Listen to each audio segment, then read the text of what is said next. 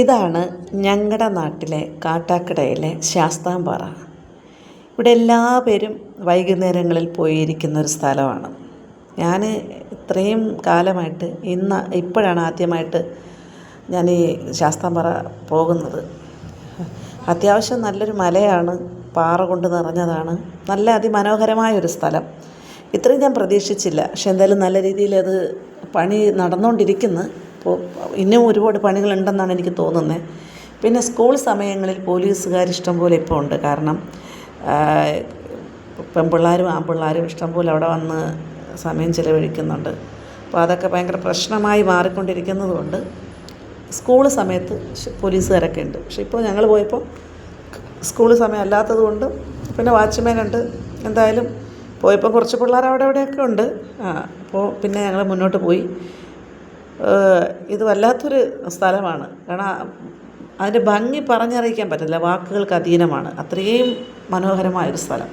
പക്ഷെ എന്നെ അത്ഭുതപ്പെടുത്തിയത് ഇതിൻ്റെ മുകളിലൊരു അമ്പലം പണിതിട്ടുണ്ട്. അതുപോലെ തന്നെ ഒരു ആമ്പൽ കുളം, നീല അല്ലി അമ്പലിൻ്റെ ആ കുളമുണ്ട്. അതിൽ ആമ്പലുണ്ട്, വെള്ളമുണ്ട്, പിന്നെ സോളാർ പിടിപ്പിച്ചിട്ടുണ്ട്.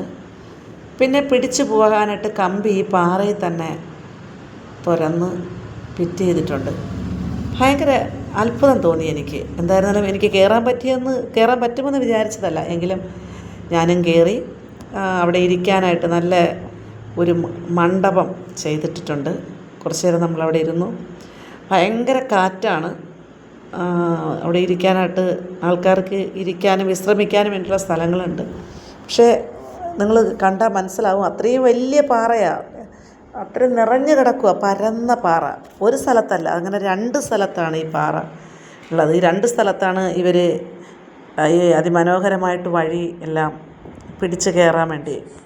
കയറാൻ പാടാണ് എങ്കിൽ പോലും നമുക്കത് പോകാനായിട്ട് കഴിഞ്ഞു. ഞാനും കയറി.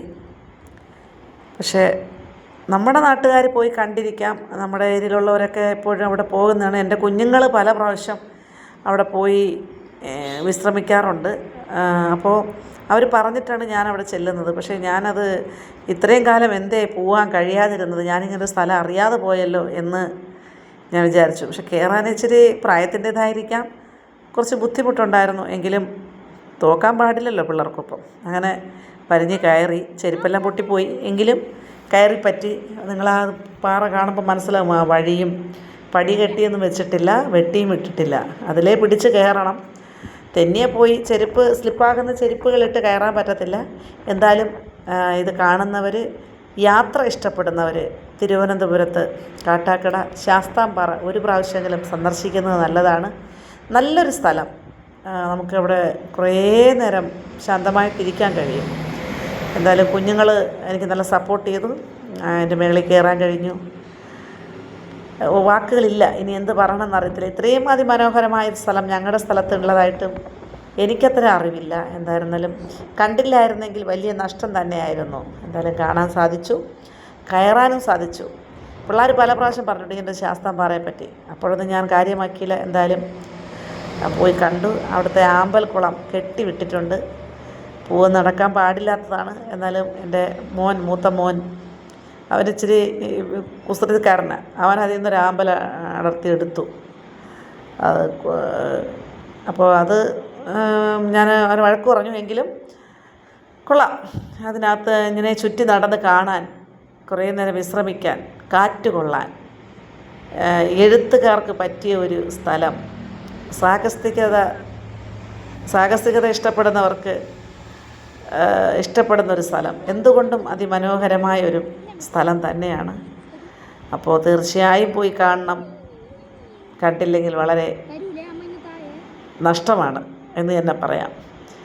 നമ്മുടെ നാട്ടിൽ ഇങ്ങനെ കുറേ നല്ല നല്ല സ്ഥലങ്ങളുണ്ട്. അപ്പോൾ നമുക്ക് കാണാം. അമ്പലവും നിങ്ങൾ കണ്ടല്ലോ അല്ലേ? ഇതാണ് അവിടുത്തെ അമ്പലം.